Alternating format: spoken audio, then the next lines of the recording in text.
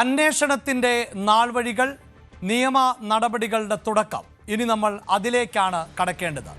ദിലീപിനെ അടക്കം അറസ്റ്റ് ചെയ്തുകൊണ്ട് നമ്മുടെ പോലീസ് സംവിധാനങ്ങൾക്ക് ശേഖരിക്കാൻ കഴിയുന്നത്ര തെളിവുകൾ ഉൾപ്പെടെ ശേഖരിക്കാൻ സാധിച്ചു. പക്ഷേ അങ്ങേയറ്റം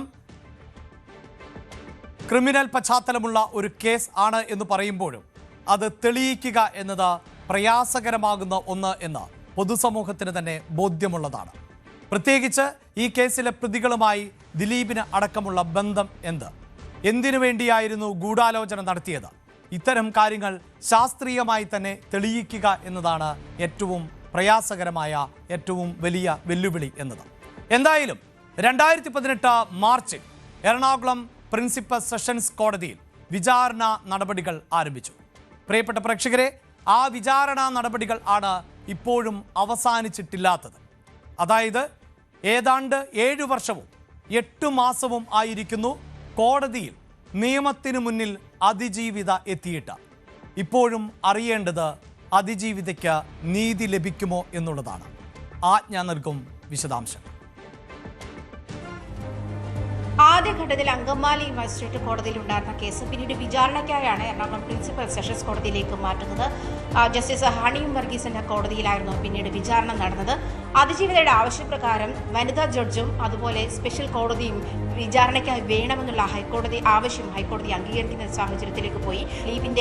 ദിലീപിന്റെ ആവശ്യം പ്രധാനമായും CBI കേസ് അന്വേഷിക്കണം എന്നുള്ള ആവശ്യം കോടതി തള്ളുന്ന ഒരു സാഹചര്യത്തിലേക്ക് പോയി. പ്രത്യേകിച്ചും ഹൈക്കോടതി സിംഗിൾ ബെഞ്ചും ഡിവിഷൻ ബെഞ്ചും ഈ ആവശ്യം നിരാകരിക്കുന്ന സാഹചര്യമുണ്ടായി. മാത്രമല്ല തുറന്ന കോടതിയും ഇതിന്റെ വിചാരണകൾ വേണം എന്നുള്ള അതിജീവിതയുടെ ഹർജിയും കോടതി തള്ളുന്ന സാഹചര്യമുണ്ടായി. അതിജീവിത ഇതിൽ പ്രധാനപ്പെട്ട ഒരു ഉപഹർജിയുമായി അതിജീവിത രംഗത്തെത്തി. മെമ്മറി കാർഡ്, ഈ കേസിലെ പ്രധാനപ്പെട്ട തെളിവായ മെമ്മറി കാർഡ് ആദ്യം നഷ്ടപ്പെട്ടു പോയതിൽ അതുമായി ബന്ധപ്പെട്ടുള്ള ഫോൺ എറിഞ്ഞു കളഞ്ഞു, അതായത് വെള്ളത്തിലേക്ക് എറിഞ്ഞു കളഞ്ഞു എന്നുള്ള മൊഴികളൊക്കെ ആദ്യഘട്ടത്തിൽ പ്രതികൾ പറഞ്ഞിരുന്നെങ്കിലും പിന്നീട് മെമ്മറി കാർഡ് കണ്ടെത്തുകയും അത് ഹാജരാക്കുകയും ചെയ്യുന്ന സാഹചര്യം ഉണ്ടായിരുന്നു.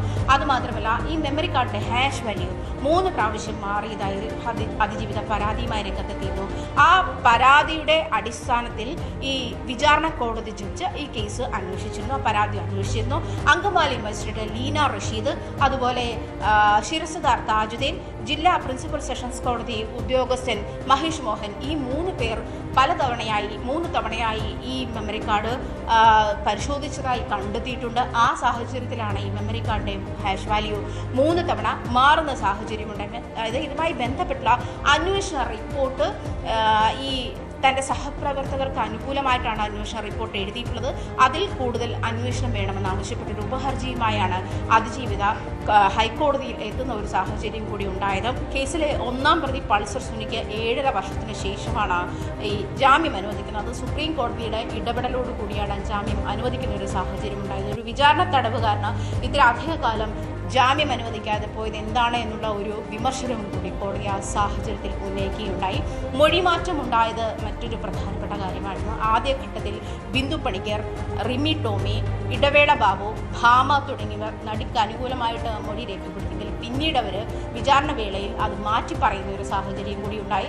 ദിലീപിന് അനുകൂലമായി മൊഴി മാറ്റുന്ന ഒരു സാഹചര്യം ഈ 4 പേരുടെ ഭാഗത്തുനിന്നുണ്ടായി. അതേസമയം കുഞ്ചാക്കോ ബോബന്റെ മൊഴി എടുത്തിരുന്നു, അതിൽ മൊഴിമാറ്റം ഉണ്ടായത് രേഖപ്പെടുത്തിയിട്ടില്ല. അദ്ദേഹം പിന്നീട് മൊഴി മാറ്റുന്ന സാഹചര്യമൊന്നും ഉണ്ടായിട്ടില്ല. ഈ സിനിമാ മേഖലയിലെ, അതായത് നടിക്ക് അനുകൂലമായ ആദ്യഘട്ടത്തിൽ മൊഴി പറഞ്ഞവരൊക്കെ മൊഴി മാറ്റി പറയുന്ന ഒരു സാഹചര്യം കൂടി ഉണ്ടാകുന്നതും ഈ കേസിൽ ശ്രദ്ധേയമായിട്ടുള്ള മറ്റൊരു കാര്യമാണ്. പ്രതിഭാഗത്ത് നിൽക്കുന്നവർ വലിയ സ്വാധീന ശേഷി ഉള്ളവരാണ്. പക്ഷേ എന്തിൻ്റെ പേരിൽ ആണെങ്കിലും ഒരു സ്ത്രീ അപമാനിതയായാൽ, ഒരു സ്ത്രീക്ക് നേരെ ലൈംഗിക അതിക്രമം ഉണ്ടായാൽ അതിന് പിന്നിൽ എത്ര വലിയവന്മാരാണ് എങ്കിൽ പോലും അവരോട് മുഖം ചുളിക്കാൻ ഒരു മടിയും ഇല്ലാത്തവരാണ് മലയാളികൾ. അതുകൊണ്ട് തന്നെയാകണം നമ്മുടെ നിയമ സംവിധാനങ്ങൾ ഒരു അതിജീവിതയുടെയും മേൽവിലാസം പുറത്തു പോകരുത് എന്ന് വാശി പിടിക്കുന്നുണ്ട്. പക്ഷേ ഇവിടുത്തെ അതിജീവിത എന്നത് എല്ലാവരാലും അറിയപ്പെടുന്ന പ്രമുഖയായ ഒരു സിനിമാ താരം ആണ്. അതുകൊണ്ട് തന്നെ അവർ എവിടെയെങ്കിലും ഒളിച്ചിരിക്കാൻ അല്ല തയ്യാറായത്. ആജ്ഞയുടെ റിപ്പോർട്ടിൽ സൂചിപ്പിച്ചതുപോലെ എന്തിന് അടച്ചിട്ട മുറിയിൽ ഈ കേസ് വിചാരണ ചെയ്യണം എന്ന് അവർ അഭിമാനത്തോടെയാണ് ചോദിച്ചത്. താൻ ചെയ്യാത്ത ഒരു തെറ്റിന്, മറ്റുള്ളവർ ചെയ്ത ഒരു തെറ്റിന് നരാധമന്മാർ എന്ന് വിശേഷിപ്പിക്കപ്പെടേണ്ട കുറേ അധികം ആളുകൾ അവരുടെ മുഖം പുറം ലോകം കാണണം, അവർ ചെയ്ത വൈകൃതങ്ങൾ പുറം ലോകം അറിയണം. അതുതന്നെയായിരുന്നു ആ അതിജീവിതയുടെ നിലപാട്. ആ നിലപാടിൻ്റെ അടിസ്ഥാനത്തിൽ 261 സാക്ഷികളെ ആണ് കോടതി വിസ്തരിച്ചത്. അത്രമേൽ വിശാലമായ വാദം ആയിരുന്നു കേസുമായി ബന്ധപ്പെട്ട് നടന്നത്. കേസിൻ്റെ വിചാരണയുമായി ബന്ധപ്പെട്ട വിവരങ്ങൾ പങ്കുവെക്കുമ്പോൾ ഈ വിവരങ്ങൾ കൂടി ഞങ്ങൾ പ്രേക്ഷകരോട് പങ്കുവെക്കുകയാണ്. 261 സാക്ഷികളെ ഈ കേസുമായി ബന്ധപ്പെട്ട് വിസ്തരിക്കുകയുണ്ടായി. 1600 രേഖകൾ ആണ് കോടതി വിശദമായി പരിശോധിച്ചത്. 1600 രേഖകൾ എന്നതിൽ നിന്ന് തന്നെ എത്രത്തോളം വലിയ കേസ് ആണ്, എത്രത്തോളം വലിയ വാദങ്ങൾ ആണ് നടന്നത്, ഈ വിധി പറയാൻ പോകുന്ന കോടതിക്ക് ഈ കേസ് എത്രത്തോളം പ്രധാനപ്പെട്ടതാണ് എന്നത് മനസ്സിലാക്കാവുന്നതേ ഉള്ളൂ. അതിൽ തന്നെ അതിജീവിതയെ 7 ദിവസം ആണ് വിസ്തരിച്ചത്. ആ ഘട്ടത്തിലടക്കം അതിജീവിത വലിയ മാനസിക സമ്മർദ്ദങ്ങൾ ആണ് നേരിട്ടുകൊണ്ടിരുന്നത്. താൻ നേരിട്ട് അനുഭവിച്ച ആ ദിവസത്തെക്കുറിച്ച് ആരും ഓർത്തെടുക്കാൻ ആഗ്രഹിക്കില്ല. പക്ഷേ പിന്നീട് ഒരുപക്ഷെ കേരളത്തിൻ്റെ പൊതുസമൂഹം കൂടി നൽകിയ പിന്തുണയായിരിക്കാം അവരെ കൂടുതൽ കരുത്തുള്ളവളാക്കി മാറ്റിയത്. അതിജീവിതയെ 7 ദിവസം വിസ്തരിച്ചുവെങ്കിൽ ബൈജു പൗലോസിനെ 87 ദിവസം, അതായത് ഈ അന്വേഷണത്തിന് അടക്കം നേതൃത്വം നൽകിയ പോലീസ് ഉദ്യോഗസ്ഥൻ, അങ്ങനെ പോലീസ് ഉദ്യോഗസ്ഥരിൽ നിന്ന് അടക്കമായിരുന്നു കൂടുതൽ വിശദാംശങ്ങൾ ശേഖരിക്കേണ്ടതായി വന്നത്. ഈ കേസിലെ തന്നെ മറ്റൊരു പ്രധാനപ്പെട്ടയാൾ എന്നത് സംവിധായകനായ ബാലചന്ദ്രകുമാർ ആണ്. ഈ ബാലചന്ദ്രകുമാർ ആര് എന്നത് പ്രേക്ഷകർക്ക് വിശദമായി മനസ്സിലാക്കി തരാം. അതിനു മുമ്പ് ഈ ബാലചന്ദ്രകുമാറിനെ 36 ദിവസം ആണ് വിസ്തരിച്ചത്. അത് കേസിൻ്റെ വിചാരണ നടപടികൾ തുടരുന്നതിനിടെയുണ്ടായ അപ്രതീക്ഷിതമായ വെളിപ്പെടുത്തലുമായി ബന്ധപ്പെട്ടാണ്. മറ്റൊന്ന് ഡോക്ടർ സുനിൽ, ഫോറൻസിക് വിദഗ്ധൻ ആയ ഡോക്ടർ സുനിൽ ആണ് ശാസ്ത്രീയമായ തെളിവുകൾ അടക്കം ശേഖരിക്കുകയും അതിലേറ്റവും പ്രധാനപ്പെട്ട ഇൻഫർമേഷനുകൾ അടക്കം നൽകുകയും ചെയ്തത്.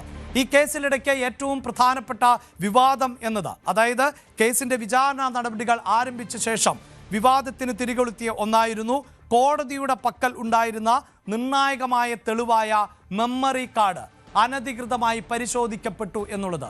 നമ്മുടെ നിയമ സംവിധാനത്തിൽ പോലും പുഴുക്കുത്തുകൾ ഉണ്ട് എന്ന് ബോധ്യപ്പെട്ട ദിനങ്ങൾ ആയിരുന്നു അത്. അതായത് ഒരു സ്ത്രീ അതിക്രൂരമായ ബലാത്സംഗ ശ്രമത്തിന് ഇരയാകുന്നു. ആ ദൃശ്യങ്ങൾ കൊട്ടേഷനാണ്. ആ ദൃശ്യങ്ങൾ കൊട്ടേഷൻ്റെ അടിസ്ഥാനത്തിൽ പകർത്തുന്നു. അങ്ങനെ പകർത്തിയ ദൃശ്യങ്ങളുടെ ഏറ്റവും പ്രധാനപ്പെട്ട ഡേറ്റ എന്നത് ആ ദൃശ്യങ്ങൾ സൂക്ഷിച്ചിരിക്കുന്ന മെമ്മറി കാർഡാണ്. ആ മെമ്മറി കാർഡ് ഒരുപക്ഷെ മറ്റേതൊരു സ്ഥലത്തേക്കാളും ഏറ്റവും സുരക്ഷിതമായി ഇരിക്കുക എന്നത് കോടതിയുടെ കസ്റ്റഡിയിൽ, കോടതിയുടെ പക്കൽ ഇരിക്കുക എന്നതാണ്. അങ്ങനെ കോടതിയുടെ പക്കൽ ഇരുന്ന മെമ്മറി കാർഡാണ് അനധികൃതമായി പരിശോധിക്കപ്പെട്ടത് എന്നതായിരുന്നു എടുത്തു പറയേണ്ടത്. ദീപ AS വളരെ പ്രധാനപ്പെട്ട ഈ കേസുമായി ബന്ധപ്പെട്ട അടുത്ത വ്യക്തി. 13 ദിവസം ആണ് ദീപ KSനെയും വിസ്തരിച്ചത്. ഇങ്ങനെ വിശദമായ വിസ്താര നടപടികൾ ആണ് ഈ 7.5 വർഷത്തിന് ഇടയിൽ കടന്നുപോയത്. ഇതിനിടയിൽ പലപ്പോഴായി മേൽക്കോടതികളുടെ ഭാഗത്ത് നിന്ന്, സുപ്രീം കോടതിയുടെ ഭാഗത്ത് നിന്ന്, രാജ്യത്തിൻ്റെ പരമോന്നത കോടതിയുടെ ഭാഗത്ത് നിന്നടക്കം എന്തുകൊണ്ട് ഈ കേസിൻ്റെ വിചാരണ നടപടികൾ വൈകുന്നു എന്ന ചോദ്യങ്ങൾ അടക്കം ഉണ്ടായി. അതിന് പല സാങ്കേതികമായ കാരണങ്ങൾ ഉണ്ടായിരുന്നു. ഇതിനിടയിലായിരുന്നു കോവിഡ് എന്ന മഹാമാരി. നമുക്കറിയാം 2017 ഫെബ്രുവരി 17 നടി ആക്രമിക്കപ്പെടുന്നത്. 2017 ഏപ്രിലിൽ ആണ് കുറ്റപത്രം സമർപ്പിച്ചത്. 2018 മാർച്ചിൽ ആണ് വിചാരണ നടപടികൾ ആരംഭിച്ചത്. അതിനുശേഷം 2019 അവസാനത്തോടെ 2020 കോവിഡ് പാരമ്യത്തിലെത്തുകയും അങ്ങനെ നമ്മുടെ സംവിധാനങ്ങളെല്ലാം നിശ്ചലമാക്കപ്പെടുകയും ചെയ്ത വർഷങ്ങൾ ആണ് കടന്നുപോയത്. അങ്ങനെ കോവിഡ് പോലും ഈ വിചാരണ വേളയിൽ വില്ലനായ പശ്ചാത്തലം കൂടിയാണ് ഉള്ളത്. ഇനി നമുക്ക് പരിശോധിക്കേണ്ടത് ഈ കേസുമായി ബന്ധപ്പെട്ട മറ്റൊരു നിർണായകമായ വെളിപ്പെടുത്തൽ ഉണ്ടായത് സിനിമാ മേഖലയിൽ നിന്നായിരുന്നു. അവിടെ ദിലീപിനെതിരെ ബാലചന്ദ്രകുമാർ എന്ന സംവിധായകൻ നടത്തിയ വെളിപ്പെടുത്തലുകൾ കേസിൽ വലിയ വഴിത്തിരിവാണ് സൃഷ്ടിച്ചത്. തുടരന്വേഷണത്തിലേക്ക് പോലീസ് കടന്നതും ബാലചന്ദ്രകുമാറിൻ്റെ വെളിപ്പെടുത്തലിൻ്റെ പശ്ചാത്തലത്തിൽ ആയിരുന്നു. ബാലചന്ദ്രകുമാറിൻ്റെ വെളിപ്പെടുത്തലിന് പിന്നാലെ ആണ് വധഗൂഢാലോചന, തെളിവ് നശിപ്പിക്കൽ അടക്കമുള്ള കുറ്റങ്ങൾ കേസിൽ ദിലീപിനെതിരെ ചുമത്താൻ അന്വേഷണ സംഘത്തിന് സാധിച്ചത്. കേസ് അന്വേഷിച്ച ഉദ്യോഗസ്ഥരെ അപായപ്പെടുത്താനുള്ള ഗൂഢാലോചന നടന്നു എന്ന ബാലചന്ദ്രകുമാറിൻ്റെ വെളിപ്പെടുത്തലും വലിയ തോതിൽ ചർച്ച ചെയ്യപ്പെട്ട ഒന്നായിരുന്നു. നടിയെ ആക്രമിച്ചതുമായി ബന്ധപ്പെട്ട് തനിക്കറിയാവുന്ന കാര്യങ്ങൾ മാധ്യമങ്ങളോട് പങ്കുവച്ചതിന് പിന്നാലെ ഫസ്റ്റ് ക്ലാസ് ജുഡീഷ്യൽ മജിസ്ട്രേറ്റിനോട് ബാലചന്ദ്രകുമാറിന്റെ മൊഴി രേഖപ്പെടുത്താൻ എറണാകുളം CJM കോടതി നിർദ്ദേശിക്കുകയായിരുന്നു. ഇതേ തുടർന്ന് 51 പേജുകൾ ഉള്ള രഹസ്യമൊഴി കോടതി ബാലചന്ദ്രകുമാറിൽ നിന്ന് രേഖപ്പെടുത്തി. 6.5 മണിക്കൂർ നീണ്ടുനിന്ന മൊഴി രേഖപ്പെടുത്തലിൽ ദിലീപിനെ പരിചയപ്പെട്ടത് മുതലുള്ള എല്ലാ കാര്യങ്ങളും, തനിക്ക് അറിയാമായിരുന്ന വിവരങ്ങളും വെളിപ്പെടുത്താൻ വൈകിയതിൻ്റെ കാരണവും എല്ലാം കോടതിയെ അറിയിച്ചു എന്നാണ് ബാലചന്ദ്രകുമാർ പിന്നീട് മാധ്യമങ്ങളോട് പറഞ്ഞത്. പ്രിയ പ്രേക്ഷകരെ, കോടതിക്കകത്ത് നടക്കുന്ന നടപടികളാണ്, പലതും അടച്ചിട്ട മുറിയിൽ നടന്ന നടപടികളാണ്. അതുകൊണ്ട് തന്നെ ആ നടപടിക്രമങ്ങളുടെ ഭാഗമായവരുടെ പ്രതികരണങ്ങൾ ആണ് നമുക്ക് വിശ്വാസയോഗ്യമായി ഇപ്പോൾ പ്രേക്ഷകരിലേക്ക് എത്തിക്കാൻ സാധിക്കുകയുള്ളൂ. എന്തായാലും നടിയെ ആക്രമിച്ച കേസിൽ ദിലീപിനെതിരെ ബാലചന്ദ്രകുമാർ നടത്തിയ വെളിപ്പെടുത്തലുകൾ പിന്നീട് മാറ്റിപ്പറയുന്ന സാഹചര്യം ഒഴിവാക്കുക എന്നതായിരുന്നു കോടതിയുടെ ലക്ഷ്യം. അതുകൊണ്ട് തന്നെയാണ് കോടതി ഇത് രേഖാമൂലം ശേഖരിച്ചു വെച്ചത്.